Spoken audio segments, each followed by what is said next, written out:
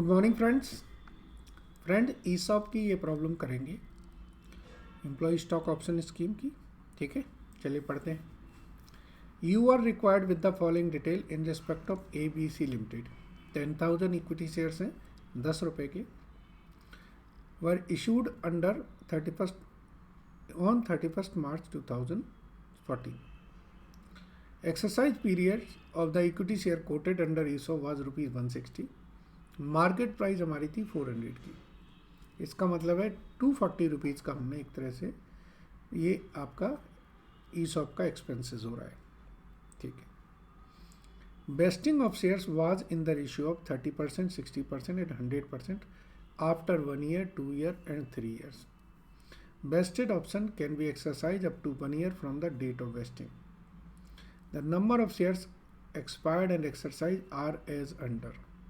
Okay, so from the above details you are required to calculate the employee compensation expenses for the year March 15, March 16 and March 17 and balance of ESOP outstanding। entries relating to ESOP lapsed and option exercise were passed at the end of the respective financial year। मतलब उसी financial year में उसकी entry पास कर देते हैं।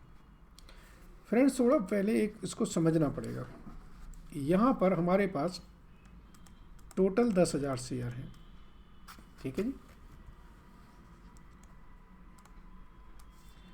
ESOP में हमारे पास 10,000 share है और इन्होंने कहा कि इसका 30%, इसका मतलब है 3,000 शेयर, तो आपके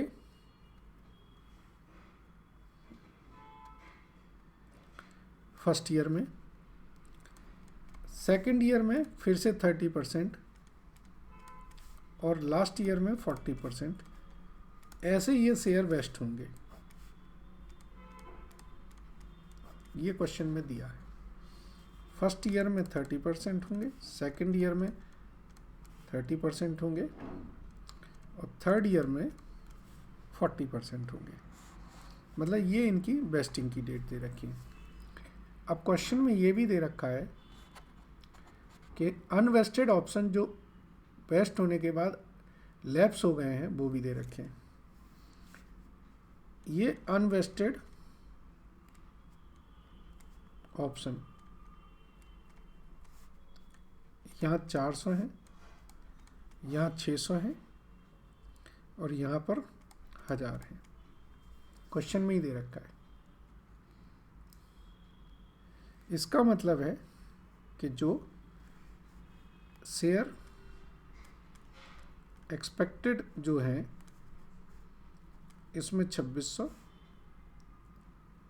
इसमें 2400 और इसमें 3000, इस तरीके से ये वेस्ट होंगे। ठीक है। टोटल ये कितने होते हैं? ये 8000 होते हैं। ये गिवन है 2000 के बारे में कि अनवेस्टेड हैं जो लैप्स हो गए। ठीक है जी। अब हम ये निकालते हैं कि भाई इनका एक्सपेंडिचर था कितना। ठीक है जी। सो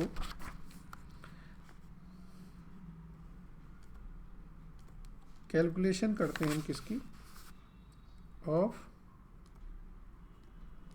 एम्प्लॉई compensation expenses।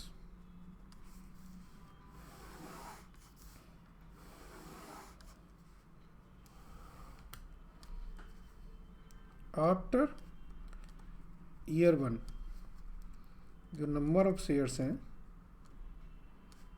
वेस्ट होने हैं वो 2600 है। ठीक है जी। अब इसमें थोड़ा एक और बात लिख लीजिए कि आपकी ESOP प्राइस कितनी है, 160 रुपीज़ है। मार्केट प्राइस आपकी कितनी है, 400 है। इसका मतलब है एम्प्लॉई का जो एक्सपेंसेस है, एम्प्लॉई का जो कंपेंसेशन है वो कितना है, 400 - 160, 240 रुपीज़ पर शेयर है। ठीक है। तो 240 रुपीज़ पर शेयर से देखेंगे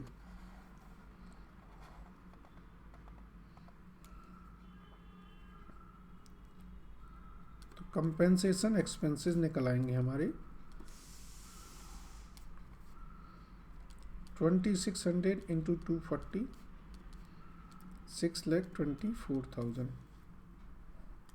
आफ्टर ईयर 2 हमारे 2400 शेयर वेस्ट होना है। तो 2400 इंटू 240 5,76,000 एंड आफ्टर ईयर 3 हमारे 3000 शेयर वेस्ट होना है। तो 3000 इंटू 240 दैट बिकम 7,20,000। ठीक है जी।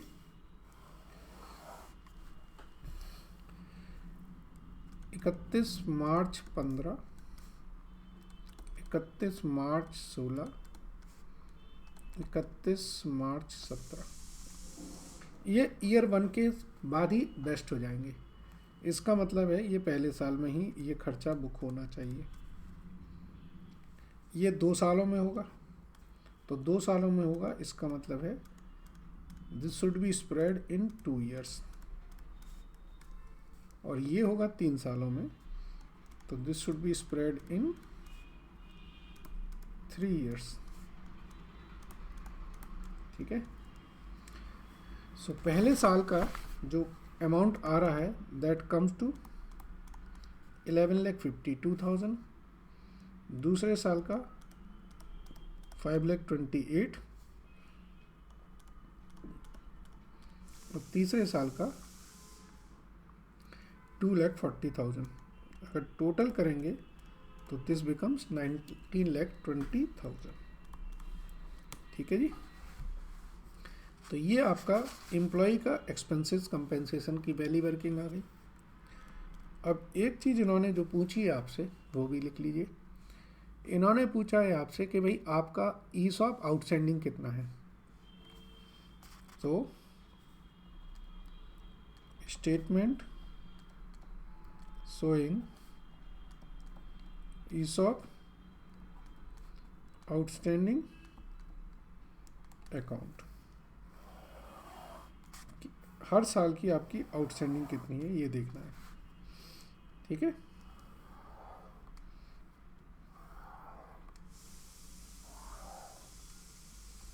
ये आपकी 31 मार्च 15 है, 31 मार्च 16 है एंड 31 मार्च 17 है। और ये आपका टोटल का कॉलम है।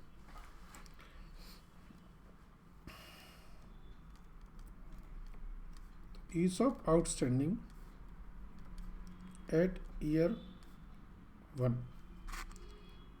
आपने इतने का खर्चा बुक किया है 11,52,000। ठीक है जी।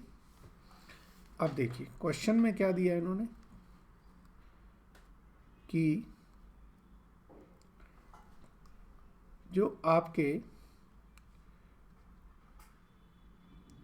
ईयर 2 में है वो आपके 200 तो वेस्टेड ऑप्शन लेफ्ट साइड हुए और 2500 एक्सरसाइज हो गए। ठीक है जी। ये 11,52,000। अब ESOP outstanding at beginning of year 2, ये आपके 11,52,000 हो गए। मतलब ये 1 अप्रैल 2015 को हो गए। इसमें माइनस करें जो वेस्टेड ऑप्शन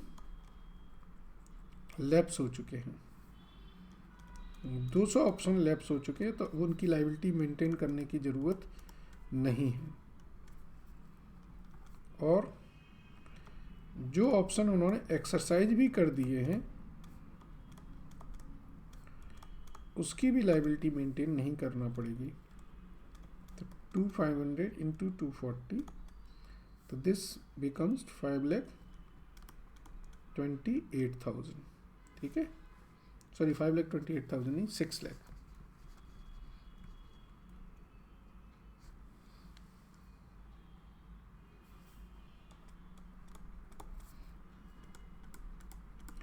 ये दोनों तो कम हो जाएंगे, प्लस आपका ये प्रोविजन आपका बन जाएगा, प्लस करेंगे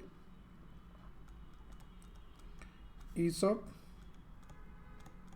provision for year 2, 5,28,000।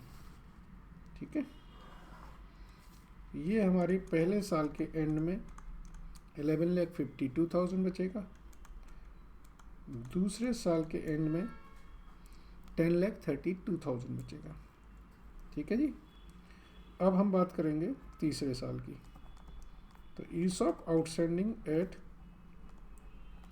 Beginning of year 3, ये हमारा होगा 10,32,000। ठीक है जी, ईयर थर्ड में। इसमें माइनस करें जो आपके वेस्टेड ऑप्शन एक्सपायर हो गए, वेस्टेड ऑप्शन लैप्स्ड, 600 इंटू 240, ये कितना होता है 1,44,000।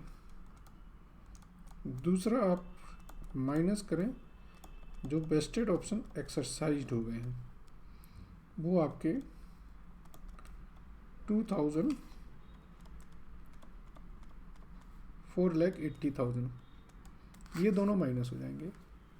और ये जो थर्ड ईयर का प्रोविज़न है ये इसमें ऐड हो जाएगा, ESOP provision for year 3, 2,40,000। So this becomes 6,48,000। इसमें एक टोटल वाला कॉलम हटा दीजिए क्योंकि ईयर वाइज वर्किंग करनी थी, तो ईयर वाइज वर्किंग ऐसे ही अच्छी समझ में आती है। ठीक है जी, आई होप क्लियर है ये आपको। ये चीज़ हम यहाँ पे भी लिख सकते थे, बट मैं थोड़ा प्रेजेंटेशन करना चाहता था इसलिए मैंने इसको ईयर वाइज बना दिया है। आई होप क्लियर है। Thank you very much.